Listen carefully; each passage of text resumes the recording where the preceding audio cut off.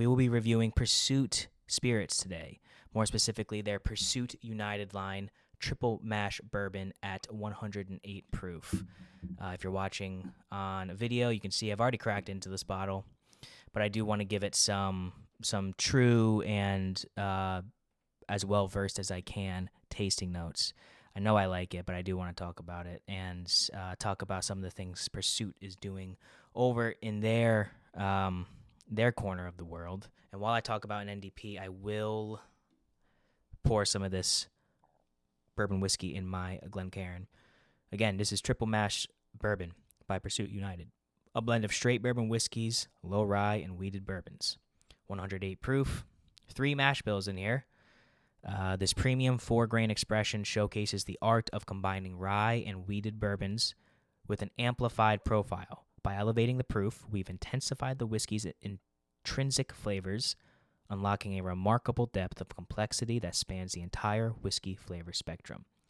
And the 3 distilleries that Kenny and Ryan are using to blend this triple mash bourbon, which I believe is one of their core portfolio offerings, is I'm assuming a 1/3 blend of each of Bardstown Bourbon Company, 78% corn, 10% rye, 12% malted barley.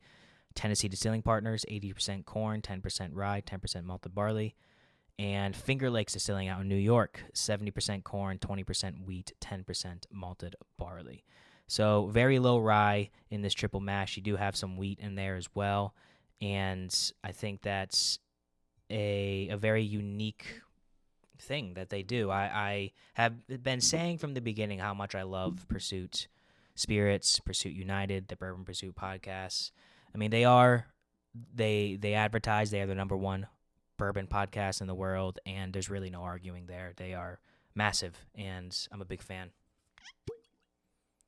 Once again, I've already had some of this, so I already know that I like it, but I do want to dive into it a bit. I bought this when I was in Kentucky last week. I believe I paid $60, which is what their MSRP is on their websites. I bought it at Liquor Barn in Hamburg after I was done doing a McTavish Spirits tasting there. And the reason I bought it was because I don't believe Pursuit Spirits has distribution in Rhode Island, and I don't go out and kind of like look for special bottles anymore. I have not been doing that really since I started McTavish Spirits, but I was perusing the very expansive bourbon whiskey wall at Liquor Barn in Lexington, and I decided to take this home with me. Spent my own personal money on it, and I pulled up their website here. I'm not going to look at the spec sheet just yet, but I just want to read what they say. And they say, Pursuit United, triple mash bourbon, 108 proof. If blending is art, here's the masterpiece. We harmoniously unite the best characteristics from multiple bourbons, regardless of mash bill, distillery, and location, to develop a one-of-a-kind flavor profile that breaks free from tradition and starts a new adventure. This 4-grain expression uses rye and wheated bourbons to create an uncommon whiskey. 108 proof, 54% alcohol by volume. And a little bit about Pursuit Spirits. Obviously, they started from the podcast Bourbon Pursuit, which is the number one whiskey podcast in the world. Or I should say Bourbon Podcast. I don't know if it's the number one whiskey podcast, but it's one of them. Bourbon Pursuit has been on for like 10 years. Basically, they partner with different distilleries to, whether they're contract distilling or open, just sourcing barrels on the open market like we do. That is, they wanted to take a different route, and they wanted to blend stuff together and utilize their palates that they've acquired over the past 10 years of podcasting at the highest level. And this, first right off the bat is green apple candy forward with some floral notes. I do get some hint of barrel char on the nose as well. Yeah, that's very fruity. I don't remember it being this fruit forward the first time I drank this. I get a bit of a creaminess on here as well, kind of like a it's a bit sweeter than like a bread pudding. I'd say like a creme brulee, because I get some of the like burnt caramelized brown sugar on the top, because it's definitely sweet, and I get some mint on there as well. This is more of like a peppermint. Again, kind of like this is very sweet on the nose. like a peppermint candy, green apple, creme brulee, creamier. This would pair well with a cigar, I think. Like the cigars that I like are creamy, like, Macanudo cafes or something. Now that I said that, I think I'm going to have to go get one because I do want to smoke a cigar during this snowstorm. Yeah, that nose is delicious. That's a fantastic nose on this bourbon. I'm sure given more time I could get more to it, but creamy fruit is kind of the main aspect here. So let's drink it. Cheers to another episode of Who Gives a Dram.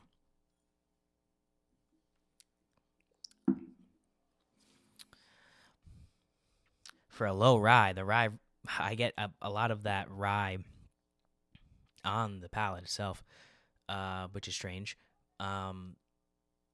Again, the way I drink whiskey, first sip just goes down the gullet. I'm warming up the palate here.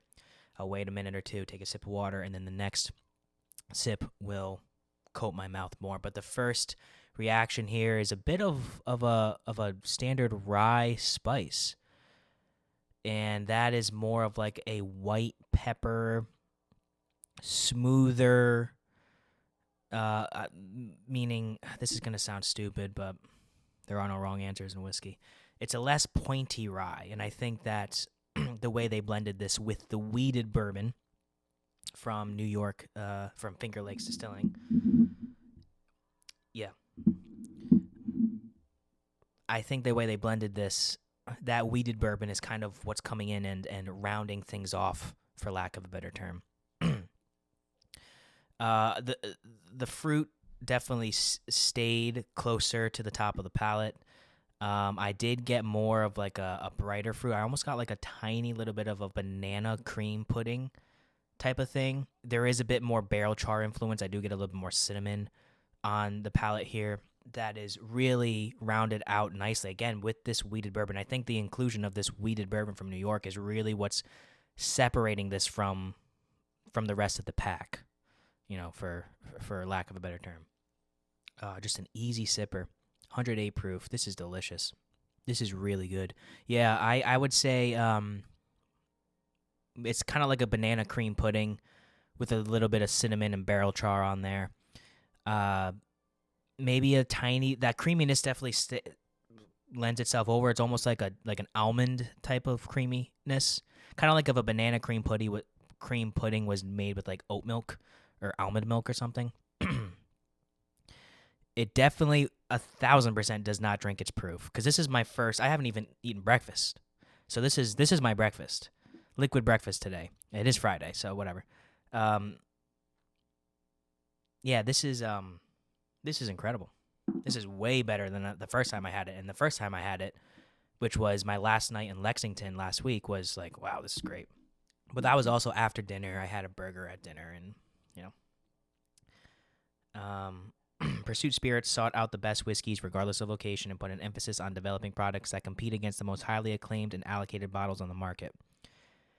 Pursuit Spirits partners with 4 distilleries across multiple states to create 6 specific mash bills with customized barrel char levels. Barrels age at their respective distillery to maintain terroir, then are hand-selected and shipped before being united. It definitely,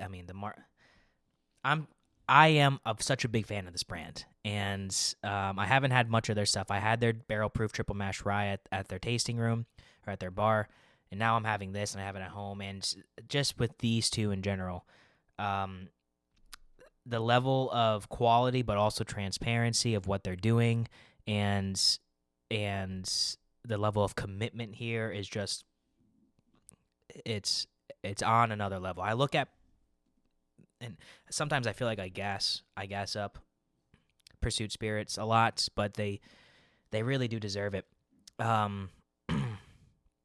I look at Pursuit Spirits as one of the premier non-distilling producers on the market today. I look at them for inspiration with a lot of stuff that we do with McTavish in terms of how they operate as a company and how they operate their marketing and their transparency, because that's what I really want to do. And I feel a deeper connection with the brand itself just because of the origins of Pursuit Spirits with the Bourbon Pursuit podcast. Now, I would never say that the Who Gives a Dram podcast is nearly as big, nor was my other podcast I was on, Bourbon with Friends.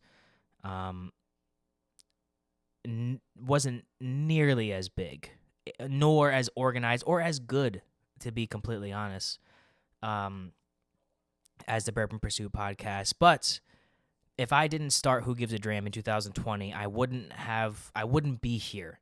I wouldn't have these beautiful McTavish bottles behind me. I wouldn't be in the position I am, for better or for worse.